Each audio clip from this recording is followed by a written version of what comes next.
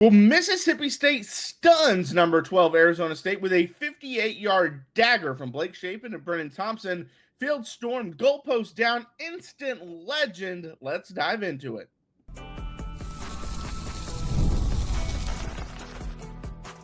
You are Locked On Mississippi State, your daily podcast on the Mississippi State Bulldogs, part of the Locked On Podcast Network, your team every day. Well, thanks for making Locked On Mississippi State your first listen every single day, part of the Locked On Podcast Network, your team every day. Today's episode is brought to you by Game Time. Download the Game Time app, create an account, and use code LOCKEDONCollege for $20 off your first purchase. My name is Jaron Spor. I'm a national college football writer at Athlon Sports. That's Landon McBride. We got to dive into this crazy upset win. We're going to break down the defense as they did hold Jordan Tyson in check as we predicted on Friday. And then we will be handing out our top dog of the week. There's several candidates, both on offense and defense. I could get this one. But first we got to talk about the offense.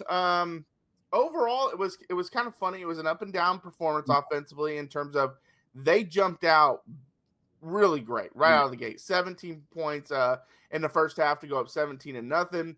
But then they kind of stalled for the third quarter and almost the whole fourth quarter. But when it mattered most, they hit another one. I want to say, first off, we were right. Everyone who's been saying Mississippi State didn't stand a chance, we're like, no, they do. And we were so close on the score. Yeah, we were. We said 27-24. Yeah, we were right there. So I've got some receipts I'm going to bring up. I mentioned it in the post-game video I posted on Saturday. Yeah, the offense was – because when you saw how they took off with that one huge play, the Evans play, first quarter, got going. And then – solid. Shapen looked good. Had a couple of those mistakes that you're kind of thinking, what is he doing? Yeah. One that jumped at me was when he was scrambling and instead of just throwing it away, took like the 4-yard sack. I'm like, what are we doing here? Yeah, I was going to bring that one up too, because so if guys, if you didn't watch all the different games throughout the day, the same thing happened in the Texas game against San Jose State. He scrambled out. It was like 3rd and 4, 3rd and 3. They were driving in the first. He scrambled and took like a 7-yard sack by just running out of bounds. Essentially what Shapen did, except for he slid. And their coach chewed him out. They ended up missing the field goal, but the coach chewed him out because he's like, hey, we would have gone for it on 4th if you wouldn't have done that. And it's just a stupid decision. Yeah. He did make that. And again, as a person that's played a lot of football, you can't be making those mistakes. But we can't be too critical of the way he played just because he was great. Right. But yeah, something like that. Throw the ball away and save yourself 3 or 4 yards for now it's 2nd and goal instead of at the 7 or 8 instead of the 12 or whatever it was at. Yeah, and then the second quarter, you hit the big shot to Brenen Thompson. Yeah, and that play was great. That was a great route. You could tell Arizona State's corners could not run with Thompson in the open field. Or Evans, yeah. Either, but yeah, I mean, especially Thompson on the final play. But I mean, he busted them every time he got going. He was just running past people, and they were not leaving a safety deep. Right. I don't know why. The last touchdown. What defense is that? They go, I don't know. Like, I watched that play, I don't know how many times. I've yet to figure out what kind of coverage they're even trying to run. It's almost like they're in a man, which is stupid at that time of the game. Yeah. It was like a man with, like, bail coverage. Like, I don't know. I wish we could see, like, the overhead view of it, and I'm sure there's one out there. We just haven't seen it. But because then we could kind of see, like, did someone bust? Was it zone and no one went to the middle of the field or something like that? Did someone get picked off? Because it did look like one of the receivers kind of ran a wheel, so maybe they just got confused. But this is the thing, and I'm not one of those people. So if you tuned in here for me to start rattling off all the usernames that tweeted at us, and so I'm not going to do that. But that's tomorrow's show. No, I'm joking. Yeah, that's all day on tomorrow's show. No, a lot of people were talking how crazy we were to say that Arizona State's defense isn't great. They're like, hey, they returned 10 starters. And I said, yeah, they returned 10 starters to an average defense last year. It wasn't like this was an elite defense or a good defense that returned all these players. Now, their secondary, this is the crazy part, because I will admit that I was wrong on something. I thought they would run for 190 yards, Mississippi State would, and that's how they would control it. But and to Arizona State, I'm okay with admitting that I'm wrong. Arizona State fans did say, hey, there's no chance that happens. Okay, you were right on that. But the thing is, when I looked at Arizona State's defense, their secondary was really good. And I thought their secondary was the best unit out there, just watching him. Mhm.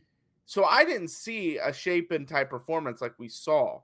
But I also didn't think they would run as much man as they ran, because that's what ended up doing them in. Because like you said, they couldn't run with Thompson or Evans. Thompson and Evans combined for, let's see, they had 15 catches for 241 yards. The other players combined had 4 catches for what? 38 yards? Yeah, something like that. Oh my gosh. Yeah, looking at Thompson and Evans' stats, it's their video game numbers. I mean, 6 receptions for 133 yards and an average of 22.2 yards per reception. That's not right. Like, that's not normal. Right. And yeah, we said if you kept, not to get into defense, but that's part of the reason that the defense worked. Yeah. They didn't let the one guy beat them. Arizona State let, 2 guys run past them all day. And yeah, we couldn't get the ground game going. And I think that's why Arizona State was able to come back. Yeah. It did all right early in the game. Booth had some big runs early, but it just kind of tailored off.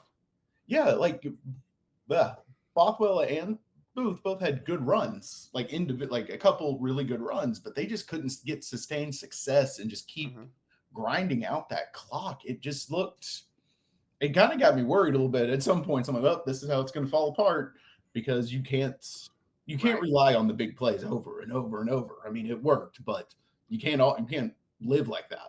Well, as you said, their touchdown drives are 4 plays, 75 yards, 2 plays, 47 yards, and 5 plays, 77 yards. They scored on massive plays on all of them. Obviously, the 58-yard touchdown to end it. Then on the 47-yarder, it was a 47-yard touchdown pass, and then obviously on the first drive was the 48-yard pass to Anthony Evans. All those are over 47 yards, or 47 yards or more, all 3 of them. I mean, Levy talks about scoring from afar. That's exactly what they did.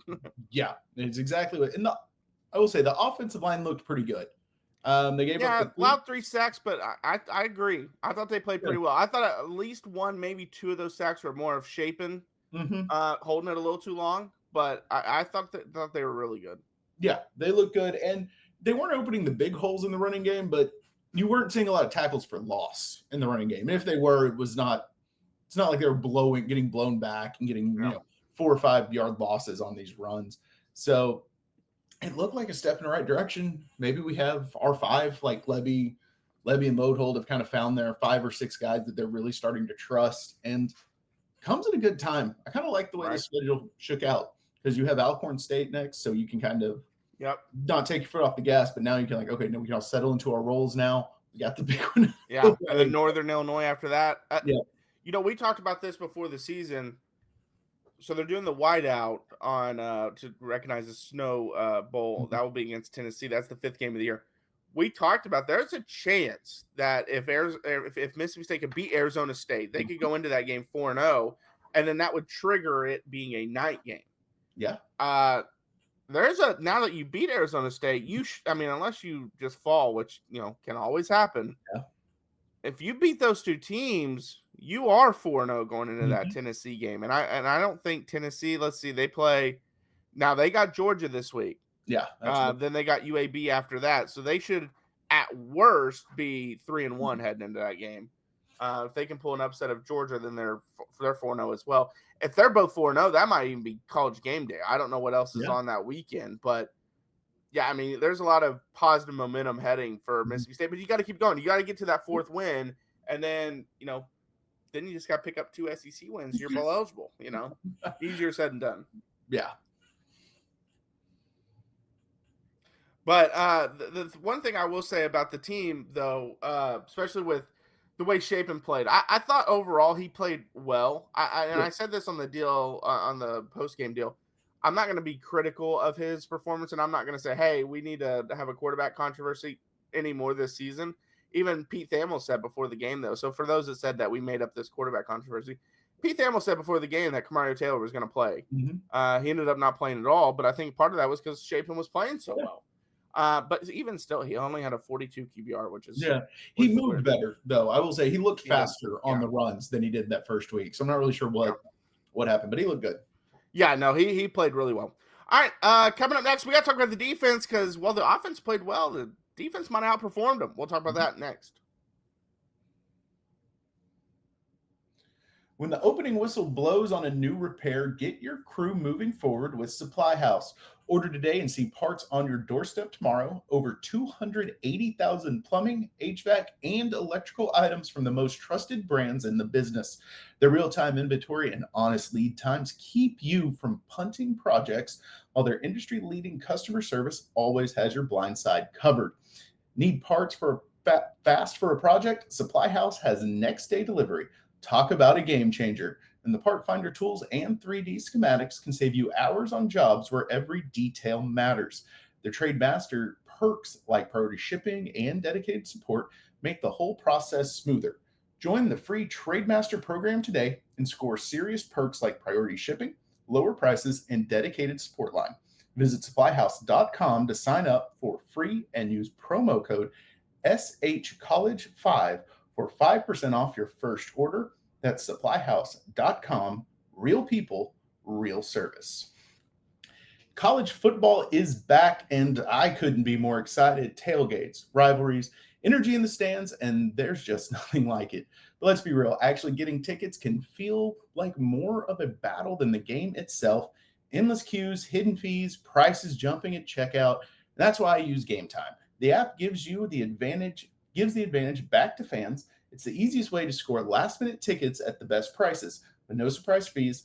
What you see is what you pay. And I pulled up Game Time in just a couple clicks. I saw great deals. I mean, like your favorite college games are as low as $25. My favorite thing about Game Time is the seat view. You can see exactly what your seat's going to be.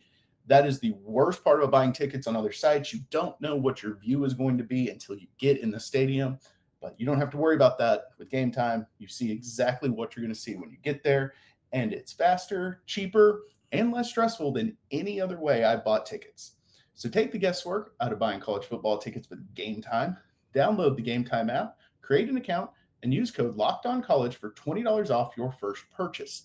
Terms apply, and again, that's promo code LOCKEDONCOLLEGE for $20 off. Swipe, tap, ticket, go. Download Game Time today. All right, well, thanks for making Locked On Mississippi State your first listen every single day, part of Locked On Podcast Network, your team every day. All right, Landon, like I said, the defense was stout in this game. I was told, and this is where the receipts are really coming out, because when we talked about Arizona State, we said, hey, your whole offense was Cam Scadaboo, and you don't have that anymore. And last week, y'all didn't run it great. You ran it pretty well, but not great. Now, they ended up running it really well in this game. Raleek Brown, and I will say this. Raleek Brown was a guy that I said coming in, they were really hyping up, and I was like, hey, he's a 5-star. He's been that, yes, but he's never made the rotation anywhere. And he really didn't do much the first half. It was the second half he really took over and had 110 yards. Kanye Udo was the guy no Arizona State guy mentioned Kanye Udo. He goes for 105 yards and a touchdown. Someone told me we will know who Kyson Brown is after the game. 2 carries, 11 yards. So didn't really know who he is still. But what I was told was there's no chance Sam Leavitt will be held in check, which remember, he was held under 100 yards last year by Mississippi State. And then I predicted Jordan Tyson to be held under 70 yards, and I was told there's no chance that happens. Well, he had 68 yards and a touchdown. And obviously Sam Leavitt only had 82 yards, a touchdown, and 2 picks.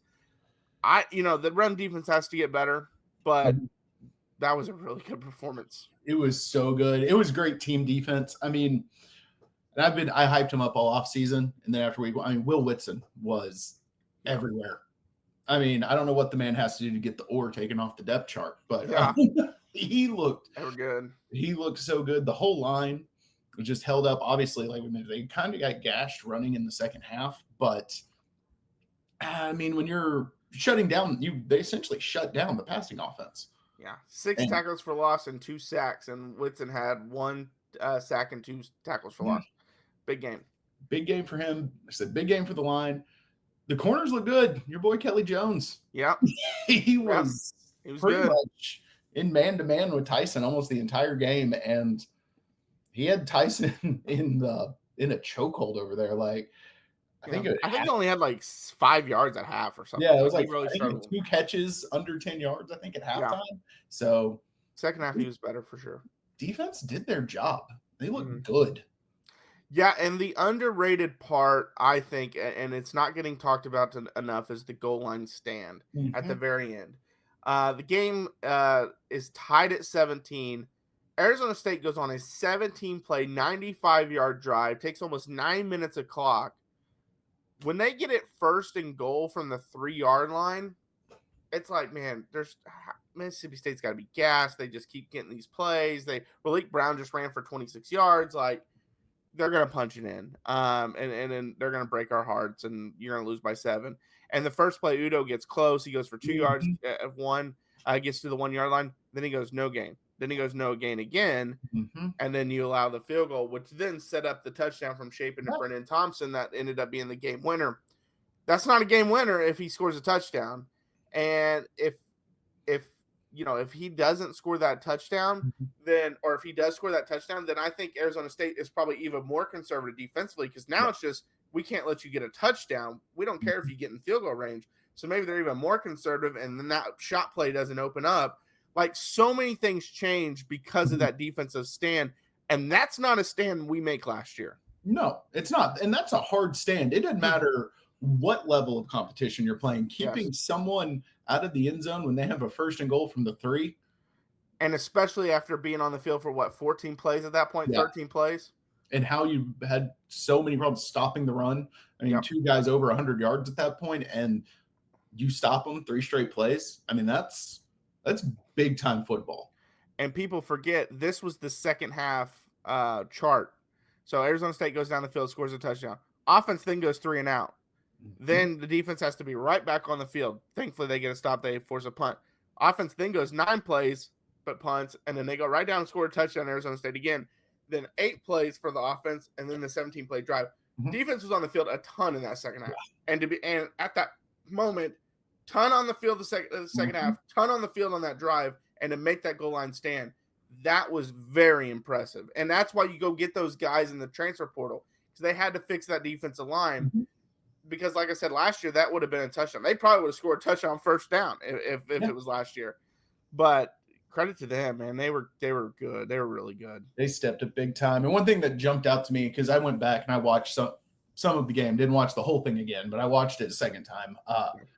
Really saw, like, the tackling, they really rally to the point. Like, I think, obviously they play with a ton of effort, like you mentioned. Yep. There was a lot of times where it was rare to see one person in the tackle.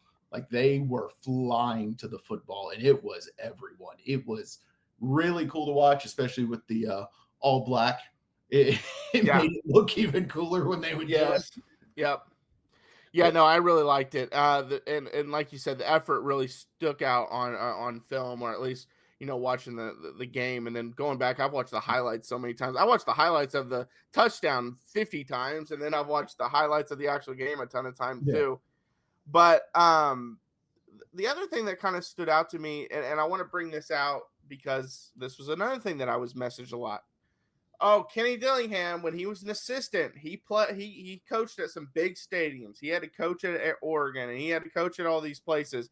He knows what it's like. And I said, hey, you can be an assistant and coach in all these places and think, hey, I think my plan will work well here. But until you're in that moment, you don't know. And you don't know. And so that's what I kept trying to say. And for those that say, well, Dillingham wasn't and the team wasn't affected by the crowd, that's how you start 17-0 down, is because you were not prepared for that. And they didn't figure it out until second half, which what happens in the second half? Obviously, you have halftime, so you can settle back down and then get back out there and relax. It didn't happen in the first half. So that tells you right there that moment affected him. So I hope that guy messages me. Let's see if he'll admit that he was wrong on that one. Didn't affect him, then why did they get the delay of game on a punt? Yeah, exactly. Like, it affected him. If you still think it didn't, you didn't watch the game. And I would love to hear from people that were at the game because on TV, I'm just It going to was go off of so TV. loud on TV. It was very loud on TV. You It could was really hear those cowbells on TV. one of the louder stadiums I've heard on TV. Yeah. Like, it was insane. It was very loud. And I don't know if you've seen some of the reactions from Mississippi State fans, like videoing themselves live when it happened. Mhm. Brandon Walker from Barstool has one. It's hilarious. Like that. And I think that was all of us just going nuts when the play happened. But all right, coming up next, we will give our top dog of the week. Don't go anywhere. Well, quick question for all you college football fans out there. If you could go back in time and sit front row at your school's biggest rivalry game, what hat would you be wearing? Yes, I said hat. For me, it'd be the game. You've seen me wear it many times. I wore it on the post-game video. Don't have it on today, but this is the hat I'm talking about right here. Those aren't just hats. They aren't. They're the same vintage style fans wore back in the 80s and 90s. And guess what? They still go for the same price they did back then when you use code LOCKEDON and get your vintage hat for $16.99. Head to thegamecaps.com, grab your team's classic bar or retro circle design, use code LOCKEDON for an exclusive discount because legends wear the game. Well, thanks for making Locked On Mississippi State your first listen every single day, part of Locked On Podcast Network, your team every day. All right, Landon, top dog of the week. Who you got? So I went back and forth on this one a lot just because but I had to go Brenen Thompson. I mean, you make that you make that play in that moment, you have to be. And then to top it off, I mean, he had another 8 catches for not doing some quick math, 90 yards and a touchdown before that. So yeah, I mean, he paced the offense. He looked unguardable and made that massive play. Yeah, and I'm glad you brought him up because I was kind of going back and forth. There's 3 guys, really 4 guys in mind that I had. I could have even thrown out a 5th one if I wanted to, but kind of had in mind like where will I go? And I Landon and I, we've talked about this many times. We don't text before, so we don't like to say, hey, who's your top dog of the week? We don't do that. And so I wanted to wait to see who Landon picked so I could go somewhere else because Brenen was one of them. And when you have the 2 massive touchdown catches, you obviously have the game winner. That's a big one. Anthony Evans, I think, deserves some props for the game he had. 9 catches, 108 yards. I think I saw something where his catch amount from that game equaled all of last year at Georgia or something like that. That was a crazy stat. Will Whitson, I gave it to him last week. Again, another monster game. But because we have been kind of harsh on him, and we've talked about it many times about what we think of him as a player, I went with Blake Shapen. I think he has to get some props. Really good game. Was it an amazing game? No. Was it a mistake-free game? No. Would you have liked him not to make some of the mistakes he made because of experience, his experience? Absolutely. But he was big in this game. His deep balls were right on the money. All 3 of the touchdowns, they were perfectly placed. He obviously, like I said earlier when we were doing the offense, they went through that lull after scoring the touchdown. Let's see, they scored the second quarter touchdown with 12:51 left in the game, and they didn't score, or in the second quarter, 12:51 left in the second quarter. They didn't score again until the final touchdown. So they went through a massive lull. But other than that, I really thought he played well. Didn't turn it over. Yeah, didn't turn the ball over, which is massive. And that's the thing, like, why you play the experienced guy, because he's not going to turn it over. And like I said, the deep ball was really impressed me so far because he threw the deep one to Traore against Southern Miss, and it was perfect, right on the money. And I get he was wide open, and so you should make that throw. But the pass to Brenen at the end was not an easy one. It was a really good one. I know the guy was playing outside coverage, but he threw it perfect inside, leading him to it.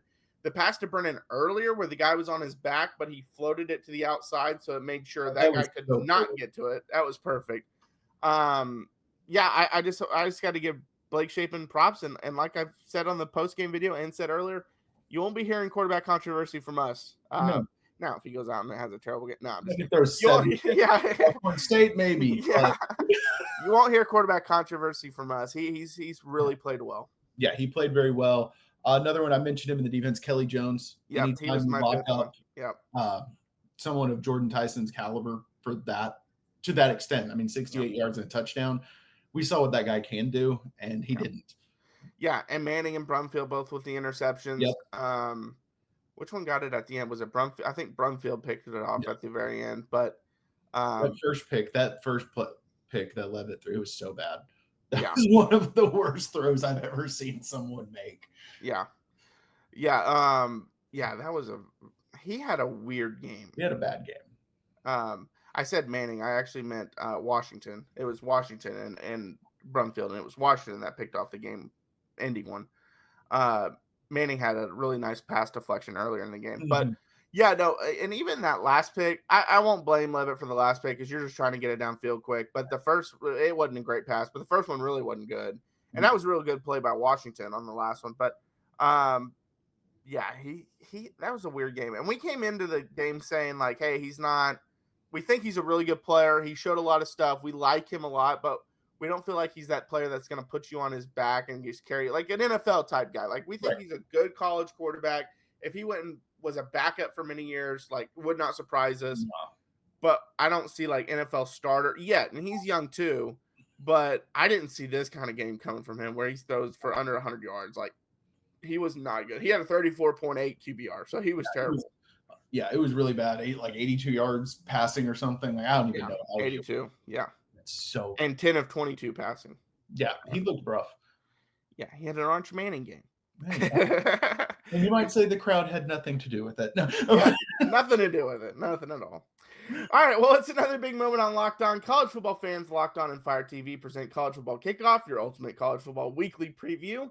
Drake Toll of Locked On Big 12 leads the conversation alongside two-time AP Coach of the Year Gary Patterson, former college star Jesse Holley, and Locked On's local experts. A college football preview only Locked On can do. Catch College Football Kickoff every Thursday throughout the season, only on Fire TV. I'm Jaron. Check out my work over at Athlon Sports. That's Landon. Follow us, Locked On Mississippi State. We're on YouTube, Instagram, TikTok, and Twitter. We post daily videos Monday through Friday, so check those out. Also, hit that like, subscribe, or ring the bell. We are so close to hitting that 1,000 subscriber goal. Mm-hmm. We are up to almost 970, so we're like 33 away. So help us get over that hump, because that was our goal. Really, when I always say early college football season, my idea was kind of around Alcorn State, Northern Illinois game anyway. So we're right in that ballpark. So thank you so much for those have subscribed and supported us. And yeah, any other help would be great. But until next time, Hail State. Hail State.